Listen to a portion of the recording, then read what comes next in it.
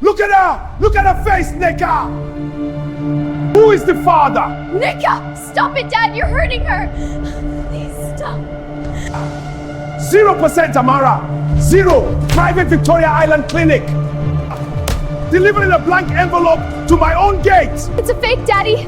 It's a lie! Someone is trying to ruin us! She would never Do this! Look at her! Say something, Mom! Please, defend yourself!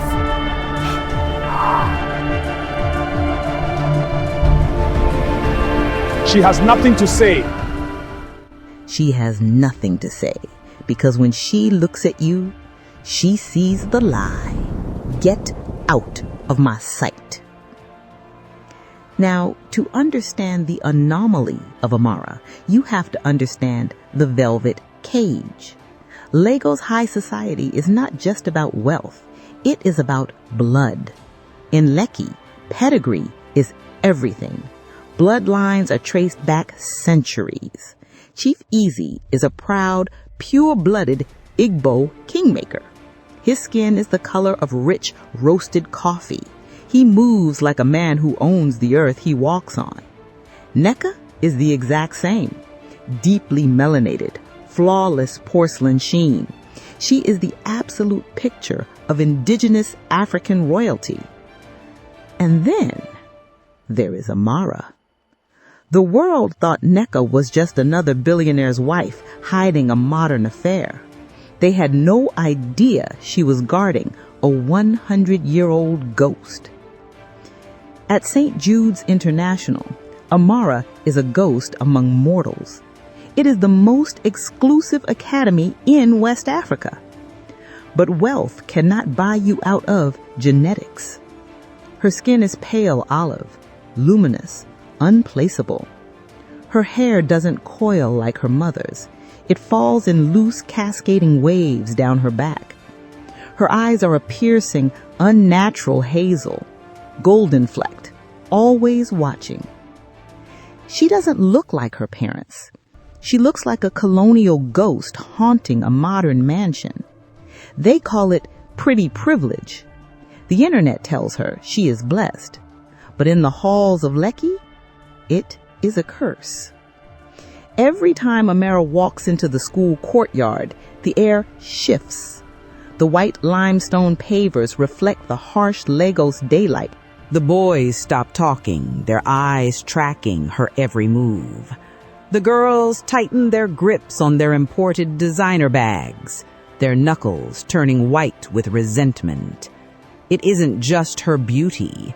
It's the exotic, unplaceable nature of her face that drives them insane.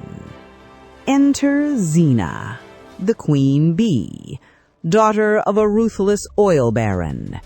Deep cocoa skin, sharp features, aggressive glamour, fierce, vicious, and deeply in love with a boy named Kachi.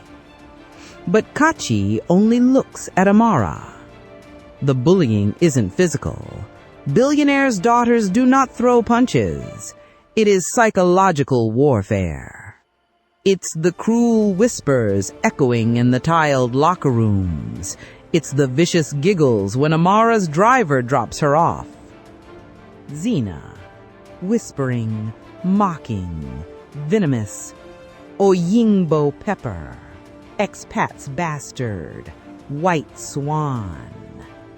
They intentionally bump her shoulders in the narrow hallways. They spill ice lattes on her pristine champagne-colored uniform, watching the dark espresso bleed into the white fabric like a wound.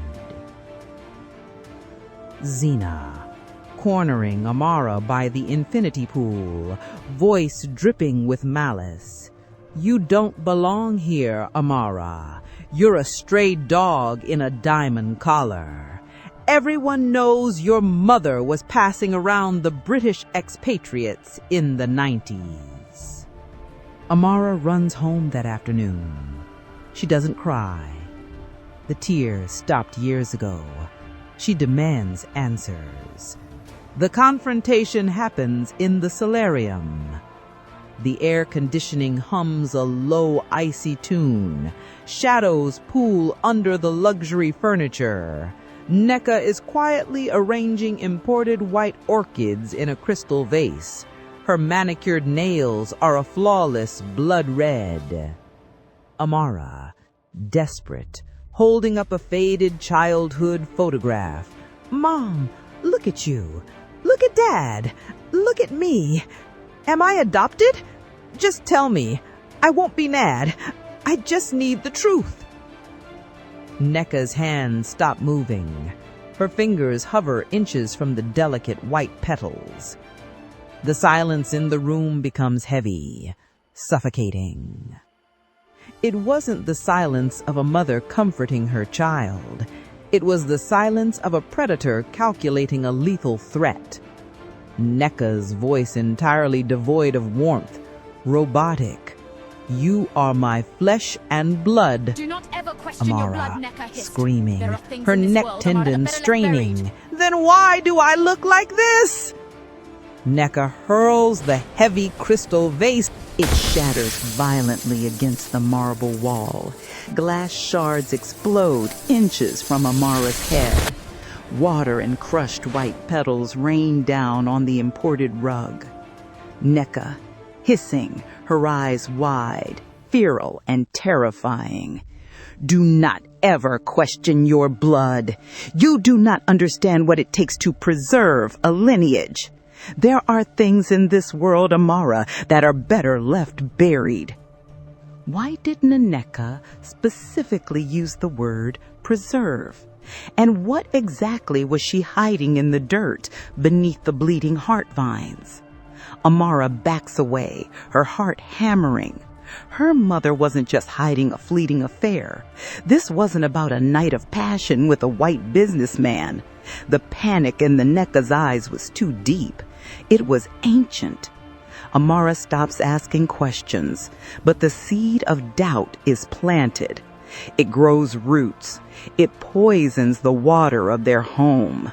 Chief, as they start sleeping in the guest wing, the whispers at St. Jude's grow louder. And then the anonymous 0% DNA test arrives. The foundation of the Eze Empire begins to crack. Then came the night of the storm, 2:14 a.m. The Lego sky tears open with apocalyptic fury. Thunder rattles the reinforced glass of Amara's bedroom window. The power grid fails. The massive estate is plunged into pitch blackness. The only light comes from violent, strobing flashes of lightning. Amara cannot sleep. The 0% paternity test burns a hole in her mind. She walks to her window. She looks down at the sprawling 2-acre botanical garden her mother obsessed over. A flash of jagged blue-white lightning illuminates the grounds. Amara's breath hitches. There, in the furthest corner of the estate, past the manicured hedges and the weeping willows, a figure is moving in the torrential rain. It is Nneka, her mother, the untouchable Lekki billionaire's wife, the woman who never left the house without flawless makeup. She is wearing a pure white silk nightgown. It is soaked through, clinging to her skin. The bottom hem is dragged through the dark mud like a soiled wedding dress. In her hands, she grips a heavy, silver-bladed shovel. She isn't planting seeds. She is unearthing something. With every violent strike of the shovel, Nneka looks over her shoulder, paranoid, frantic. The black mud splashes up, coating her face, ruining her hair, staining her flawless skin. Amara slips out of her room. She creeps down the sweeping marble staircase. She bypasses the motion sensor alarms her father installed. She pushes open the heavy mahogany back doors. She steps out into the freezing, punishing rain. The thunder masks her footsteps on the wet grass. Her mother is weeping, a low guttural wail drowned out by the storm. Nneka drops the silver shovel. She drops to her knees. Her blood-red fingernails begin to tear at the wet earth, clawing, scraping, pulling chunks of thick mud away with her bare hands.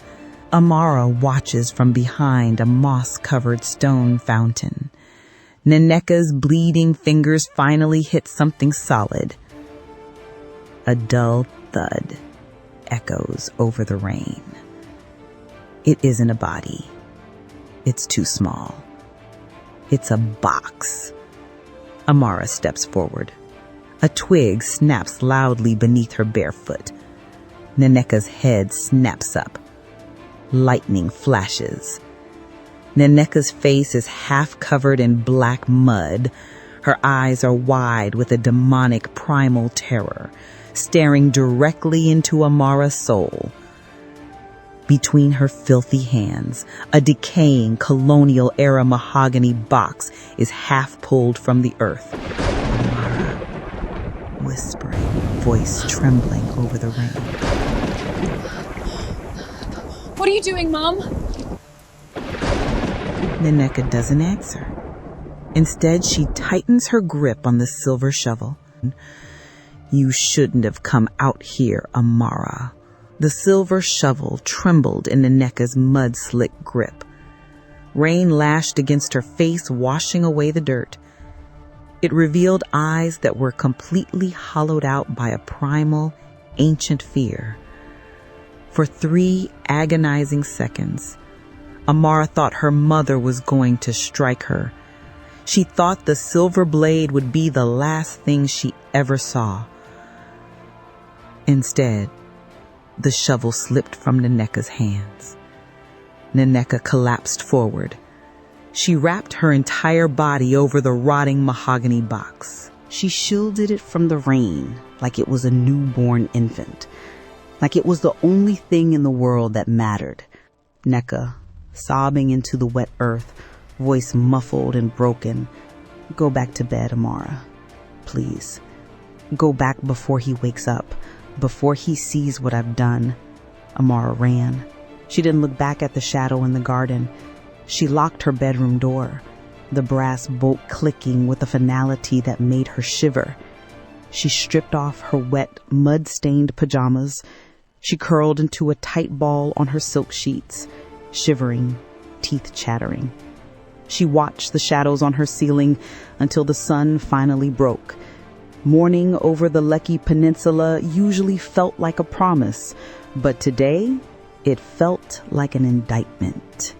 Nneka wasn't hiding a new secret. She was burying an old one. She went out into the storm because she knew the 0% DNA test would make her husband tear the estate apart. But who sent the test? And how did they know where to look? They have awoken the hives, the old, forgotten